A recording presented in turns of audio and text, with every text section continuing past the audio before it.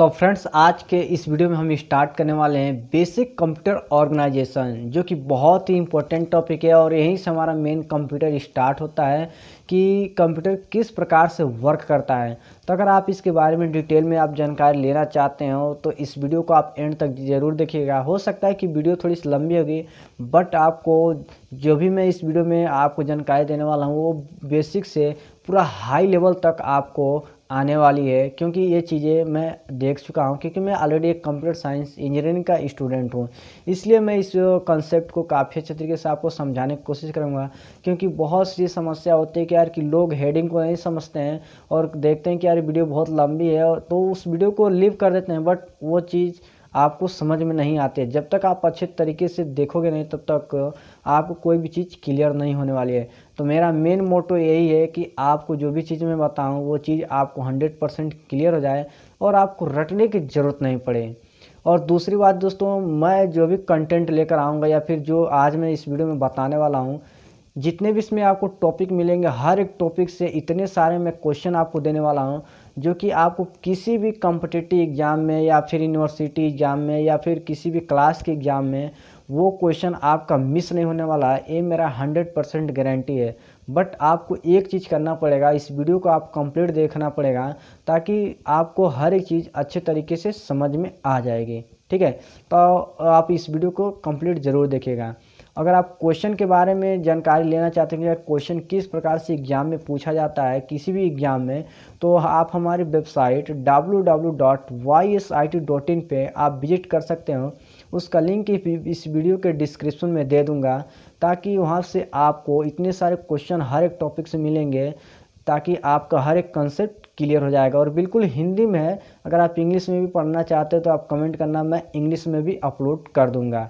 ठीक है, क्योंकि मैं इस तरीके को इसलिए अपनाया हूँ कि कहीं ना कहीं यार समस्या ये होती है, पढ़ाई तो सब कोई कर लेते हैं, ठीक है, हेडिंग से पढ़ लेते हैं, बट उन्हें एग्ज़ाम में ये चीज़ें नहीं समझ में आती है कि क्वेश्चन आ कहाँ से गया।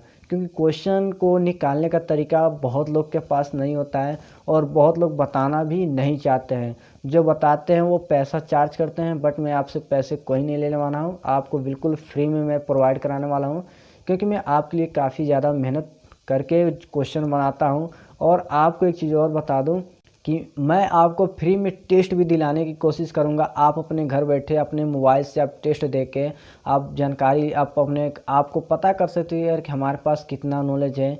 ठीक है, क्योंकि ये चीज़ें कोई नहीं करता है, बट इस चीज़ को मैं स्टार्ट किया हूँ कि आपके लिए और आपका अच्छे तरीके से हर एक चीज़ का प्रिपरेशन हो जाए। तो चलिए हम वीडियो को स्टार्ट करते हैं, क्योंकि वीडियो काफ़ी ज़्यादा लंबी हो जाएगी, तो आप उसका टेंशन मत लीजिएगा। आपको कंटेंट पे ध्यान देना है और वीडियो अच्छा लगेगा तो यार वीडियो को लाइक कर देना और चैनल को भी सब्सक्राइब नहीं किया तो सब्सक्राइब कर देना, ताकि हमारा मोटिवेशन बना रहेगा और भी कंटेंट मैं आपके लिए लेकर आ सकूं। तो चलिए वीडियो को स्टार्ट करते हैं। तो फ्रेंड्स, आ गए हैं हम अपने टॉपिक पे और आप यहाँ पे देख सकते हैं कि लिखा है कि बेसिक कंप्यूटर ऑर्गेनाइजेशन, जिसको हिंदी में बोलते हैं कंप्यूटर की आधारभूत संरचना। यानी कि इसका मतलब है, देखिए दोस्तों, मेरा बेसिकली फंडामेंटल क्या है कि और मेरा फंडा क्या है आपको समझाने का। मैं आपको सबसे पहले हेडिंग समझाने की कोशिश करूँगा। अगर आप हेडिंग समझ जाते हो तो डेफिनेटली उसके कंटेंट जो है ऑटोमेटिकली आपको समझ में आने लगेगी। वो चीज़ें आपको फील होने लगेंगी, दिखने लगेंगी कि हाँ यार एक्चुअल में काम ऐसा ही हो रहा है। तो देखिए मतलब इसका क्या है कि बेसिक कंप्यूटर ऑर्गेनाइजेशन, और हिंदी में जो इसका लिखा है कंप्यूटर की आधारभूत संरचना। यानी कि इसका कहने का मतलब है, यानी कि हेडिंग का मतलब है कि कंप्यूटर को किस प्रकार से ऑर्गेनाइज किया गया है, कंप्यूटर को किस प्रकार से उसको संरचना किया गया है कि वो कैसे वो किसी भी कार्य को काफ़ी अच्छी तरीके से करता है। राइट, तो यहाँ पे आपको ये भी मैं बताऊंगा कि इसके 5 फेज हैं। अगर कोई भी कंप्यूटर कार्य करता है तो इसके 5 फेज हैं। यहाँ पे आप देख सकते हैं कि लिखा है क्या क्या क्या है कि पहला इनपुटिंग है, दूसरा स्टोरिंग है, तीसरा प्रोसेसिंग है, चौथा आउटपुटिंग है और पांचवा कंट्रोलिंग है।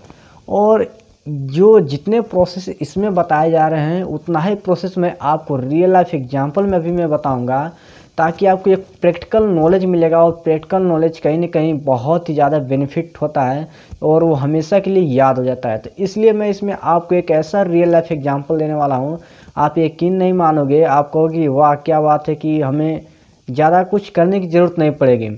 और आपको ये चीज़ का मैं गारंटी देता हूँ कि आपको बिल्कुल भी रटने की ज़रूरत नहीं पड़ेगी। और ये जो वीडियो अगर आप कंप्लीट देख लेते हो तो डेफिनेटली मैं आपको बताता हूँ, किसी भी आप क्लास में हो, आपको बहुत ही हाई लेवल तक ये चीज़ें काम आएंगी और कभी भी आपको वो चीज़ याद करने की ज़रूरत नहीं पड़ने वाली है। तो चलिए मैं अपने आगे कंटेंट पे बढ़ता हूँ और आपको दिखाता हूँ कि इसका मेन प्रोसेस कैसे वर्क करता है, और जो मैं आपको रियल लाइफ एग्जांपल देने वाला हूँ उससे आपको कंसेप्ट और भी क्लियर हो जाएगा। तो देखिए फ्रेंड्स, मैंने यहाँ पे आपको समझाने के लिए दो फिगर लिया है जो कि आप स्क्रीन पे देख पा रहे होंगे अच्छे तरीके से। पहला ये जो है सेंट्रल प्रोसेसिंग यूनिट, और दूसरा हमारा फिगर है ब्रेन माइंड रिलेशन। यहाँ पे लिखा है कि ब्रेन माइंड रिलेशन और यहाँ पे सेंट्रल प्रोसेसिंग यूनिट लिखा हुआ है। अब हम इसको इस लेवल से समझने वाले हैं कि क्या जिस प्रकार से हम कार्य करते हैं, जिस प्रकार से हम किसी भी कार्य को करने के लिए जो हम अपने दिमाग में प्रोसेस करते हैं, क्या कंप्यूटर में भी ऐसा होता है, राइट। तो अगर आप इस कंसेप्ट को अगर आप समझ जाते हो तो डेफिनेटली वो चीज़ें आपको हमेशा के लिए याद रहेंगी, क्योंकि आप जो वर्क करते हो वो चीज़ें आपको हमेशा याद रहती है कि हम किस प्रकार से वर्क करते हैं। तो अगर कहीं ना कहीं कंप्यूटर से रिलेट करके आपको वो चीज़ें बताई जाए तो कितना अच्छा होगा। ठीक है, तो मैं बिल्कुल आपको उसी तरीके से बताने वाला हूँ। तो देखिए फ्रेंड्स, यहाँ पे जो कंप्यूटर का जो स्ट्रक्चर यानी कि जो सेंट्रल प्रोसेसिंग यूनिट का जो स्ट्रक्चर है कुछ ही इस प्रकार से, और जो मैं आपको बता दूं कि यहाँ पे जो दिया कंट्रोल यूनिट और अर्थमेटिकल लॉजिक यूनिट, यही हमारा मेन सीपीयू के अंदर होता है। बाकी ये चीज़ें हमारे सीपीयू के बाहर होती हैं। ये भी चीज़, जितनी भी चीज़ें यहाँ पे लिखी हुई है या फिर दिखाया गया है। और यहाँ पे जो हमारा ब्रेन का जो सिस्टम यानी कि ब्रेन हमारा जो दिया गया है, तो इसमें भी देखिए कई सारे एलिमेंट हैं, यानी कि कई सारे यहाँ पे हमारे ब्रेन के पार्ट्स हैं एक तरीके से कह सकते हैं। जैसे कि यहाँ पे लिखा है कि frontal lobe, parental lobe, temporal lobe, occipital lobe, cerebellum यानी और ब्रेन स्टेम। तो कंप्यूटर में भी कुछ इस तरह से देखिए दिया गया कि secondary storage, primary storage, control unit, arithmetical logic unit, input unit, output unit. यानी कि इससे क्या मतलब कि रिलेशन निकल के आता है कि इसमें जितने भी अलग अलग पार्ट्स हैं सबका कहीं ना कहीं अलग अलग काम है। तो ठीक हमारे ब्रेन में भी जो यहाँ पे दिया गया कि frontal lobe, parental lobe, temporal lobe, occipital lobe, cerebellum, brain stem, तो इन सब का भी अलग अलग काम है। जैसे कि कलर को पहचानने का काम किसी और चीज़ का है, हमें कुछ सेंसिंग करने का काम कुछ और चीज़ का है, देखने का काम कुछ किसी और चीज़ मतलब किसी और ब्रेन पार्ट का है, या फिर मस्कुलर को बैलेंस करने का किसी और मतलब कि यहाँ पे जो भी दिया गया उसका काम है। ठीक कंप्यूटर में भी कुछ इसी तरीके से वर्क होता है, बट क्या है कि हम उतना दूर तक सोच नहीं पाते हैं। हमें लगता है कि यार कंप्यूटर इतना हार्ड है और क्यों, मतलब कि और चीज़ें जल्दी समझ में आती नहीं अगर आप ऐसा सोच लेते हो। तो इसलिए मैं इस वीडियो को इस तरीके से बना रहा हूँ ताकि वो चीज़ें आपको आसान लगे, आपको अच्छे तरीके से समझ में आ जाए। तो देखिए फ्रेंड्स, सबसे पहले यहाँ पे अब क्या होता है, अब मेन हमारा कहानी स्टार्ट होता है। तो देखिए इसको हम थोड़ा सा इरेज कर देते हैं और इसको थोड़ा सा ऊपर करते हैं और इसको थोड़ा सा बड़ा कर देते हैं ताकि आपको और भी अच्छे तरीके से क्लियर हो जाए। उसके बाद से मैं यहाँ पे अपने माइंड को भी आपको बताते चलूँगा और आप उसको थोड़ा सा समझने की कोशिश करना। ठीक है, समझने की कोशिश अगर आप करोगे पूरा ध्यान से, अगर इस वीडियो को आप देख लेते हो तो मेरा 100% गारंटी आप कभी भी इसको भूल नहीं पाओगे। ठीक है, तो देखिए सबसे पहले अगर हमको कंप्यूटर से वर्क लेना है तो हमको पहले क्या करना होगा, उसमें इनपुट देना होगा, क्योंकि कंप्यूटर अपने आप कार्य नहीं करता है। तो इसमें हमारा इनपुट डिवाइस है, इनपुट यूनिट में क्या आता है, कीबोर्ड आता है, ठीक है, माउस आता है, या फिर स्कैनर आता है, माइक आता है, ठीक, और भी बहुत सारी ऐसी डिवाइस है जो इनपुट यूनिट में आती है, उसको मैं आगे काफ़ी डिटेल में आपको बताऊंगा। तो जब तक हम इस डिवाइस के द्वारा, जितने भी डिवाइसेस मैंने आपको बताया, जब तक इन सब के द्वारा अगर हम कंप्यूटर में इनपुट नहीं देंगे तब तक कंप्यूटर कोई वर्क नहीं करेगा। ठीक है, उसके बाद से जब ये इनपुट यूनिट से कोई भी डाटा को या इंस्ट्रक्शन दिया जाता है या फिर कोई भी कार्य करने के लिए डाटा को ट्रांसफ़र किया जाता है, तो सबसे पहले जो है सेकेंडरी स्टोरेज या फिर प्राइमरी स्टोरेज में वो स्टोर होता है।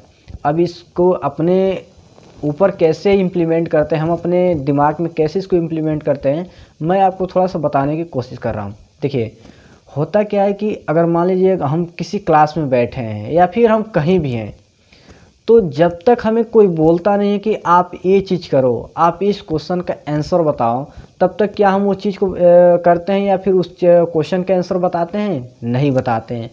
यानी कि अगर हमको भी अगर कार्य करना है तो सबसे पहले हमको इनपुट की ज़रूरत पड़ेगी, ठीक है। जब तक कोई हमें कुछ कहेगा नहीं तब तक हम कोई कार्य करने के लिए तैयार नहीं होते हैं जल्दी, ठीक। और साथ ही साथ अगर कोई इनपुट देता है तो उसको सबसे पहले हम क्या करते हैं, अपने दिमाग में स्टोर करते हैं। क्यों? क्योंकि उसका अच्छे तरीके से हम सोच विचार कर उसका आंसर देने का काम करते हैं, यानी कि आउटपुट देने का काम करते हैं, राइट। तो ठीक कंप्यूटर में भी कुछ इसी प्रकार से वर्क होता है। जब भी यहाँ इनपुट यूनिट से जब यहाँ पे डाटा जाता है या फिर इंस्ट्रक्शन जाता है स्टोरेज में, तो स्टोरेज क्या है, वो सेंड करता है यहाँ पे अर्थमेटिकल लॉजिक यूनिट के पास, यानी कि अर्थमेटिकल लॉजिक यूनिट के पास इसलिए जाता है क्योंकि वो समझने की कोशिश करता है कि जो हमें इंस्ट्रक्शन मिला है वह अर्थमेटिकल है या फिर लॉजिकल है। अर्थमेटिकल का मतलब कि simply addition, subtraction, multiplication, division हो गया, और लॉजिकल का मतलब greater than, smaller than, equal to, comparison. तो कुछ इस प्रकार से हो गया, ठीक। अगर हमसे भी कोई क्वेश्चन पूछता है तो हम उसको स्टोर करने का काम करते हैं, जिस प्रकार से यहाँ से पहले यहाँ पे स्टोर होगा, फिर यहाँ आएगा, फिर यहाँ पे ये चेक करेगा, यहाँ पे आएगा, ये चेक करेगा कि क्या चीज़ है, अर्थमेटिकल है कि लॉजिक है, तब जाके मेमोरी में जाएगा, तब जाके ये आउटपुट जनरेट करेगा। तो ठीक हम भी उसी प्रकार से वर्क करते हैं कहीं ना कहीं अपने रियल लाइफ। आप एक बार बस ध्यान से सोच के देखना, जब भी कोई क्वेश्चन पूछता है तो हम उसको स्टोर करते हैं अपने दिमाग में, फिर उसका अच्छे तरीके से हम सोच विचार कर उसका हम क्या करते हैं, आंसर देने का काम करते हैं। तो ठीक कंप्यूटर भी उसी प्रोसेस पे वर्क करता है। अब इसका मैं बताने वाला जो मैंने अभी आपको यहाँ पे बताया, जैसे कि यहाँ पे लिखा गया है, जो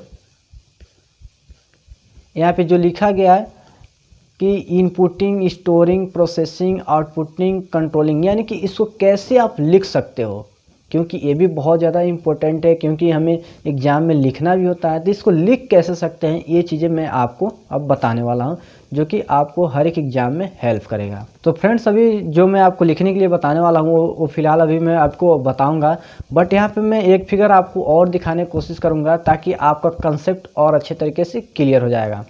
तो देखिए ये है हमारा मेन CPU, ठीक है। हर एक काम इसी में होता है, ठीक। तो सबसे पहले यहाँ पे अगर हम CPU से अगर हमको काम लेना है, यानी कंप्यूटर से हमें काम लेना है, तो ये हमारा कीबोर्ड हो गया और ये हमारा माउस हो गया। जब तक हम कीबोर्ड से कोई चीज़ टाइपिंग नहीं करेंगे तब तक हमारा जो CPU कोई वर्क नहीं करेगा। अगर हम माउस के द्वारा जब तक किसी चीज़ पे क्लिक नहीं करेंगे तो वो अपने आप क्लिक नहीं करेगा, यानी कि कोई भी कार्य नहीं करेगा, ठीक। और उसके बाद से हम उसको आउटपुट के रूप में देखने के लिए हमें क्या ज़रूरत पड़ती है, यहाँ पे डेस्कटॉप की ज़रूरत पड़ती है, या फिर यहाँ पे जो प्रिंटर है, प्रिंटर के द्वारा हम आउटपुट निकाल सकते हैं। यहाँ पे जो हमारा मॉनिटर दिया गया है इसको हम वीडियो भी बोलते हैं, और ये आउटपुट डिवाइस के अंतर्गत आता है। इधर का जो पार्ट देख रहे हैं ये इनपुट के अंतर्गत आता है, और इधर का जो पार्ट देख रहे हैं आउटपुट के अंतर्गत आता है। यानी कि हमें कंप्यूटर से कार्य लेना है तो ये चारों डिवाइसेज या फिर यहाँ पे जितनी भी डिवाइसेज दिख रही हैं, इन डिवाइसेस के द्वारा हम किसी भी कार्य को अच्छे तरीके से कर पाएंगे। अगर इसमें से कोई भी डिवाइस नहीं होगी तो हम किसी भी कार्य को अच्छे तरीके से नहीं कर पाएंगे, ठीक है। अब हम बात करेंगे कैसे हमें एग्जाम में लिखना है, ठीक है। तो देखिए जो हमारा पहला फेज है वो है इनपुटिंग। इनपुटिंग का मतलब क्या है कि it is the process of entering data and instruction into a computer system, यानी कि इंटरिंग का मतलब कि जो भी यहाँ पे हिंदी में भी मैंने बताया हुआ है, आप हिंदी में भी आप पढ़ के समझ सकते हो। यानी कि इसका मतलब है कि इनपुटिंग का मतलब वह होता है कि जिसके द्वारा डाटा है या फिर इंस्ट्रक्शन जो है कंप्यूटर सिस्टम के अंदर एंटर होता है। अब हम बात करें कि यार हमारे अंदर किस प्रकार से होता है, तो हम कान के जरिए कोई भी चीज़ हम सुनते हैं तो हमारे दिमाग में क्या होता है, एंटर होता है, ठीक। उसके बाद से सेकेंड प्रोसेस क्या है, स्टोरिंग, यानी कि it is the process of saving data and instruction to make them readily available for initial और additional process and when required.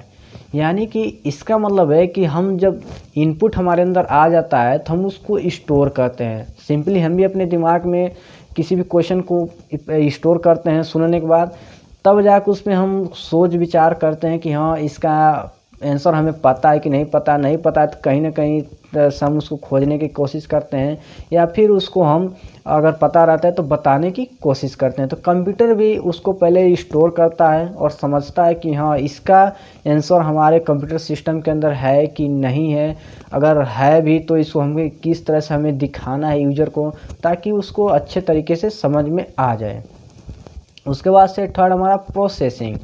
Processing का काम है कि वही यहाँ पे लिखा है कि it is the process to performing arithmetic operation, addition, subtraction, multiplication, division और logical operation, comparisons like equal to, less than, greater than, smaller than, जो कुछ भी है। उसके बाद से on the convert on data convert them into useful information is known as processing.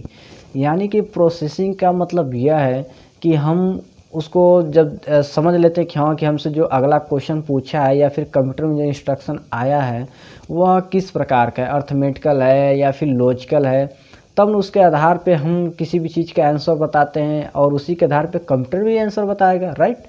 तो कहीं ना कहीं उसको हम प्रोसेसिंग का पार्ट बोलते हैं।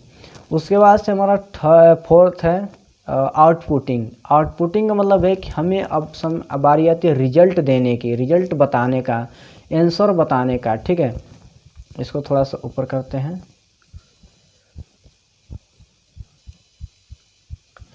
तो देखिए इसका मतलब क्या है कि it is the process of producing useful information और result for user such as printed report और विजुअल डिस्प्ले।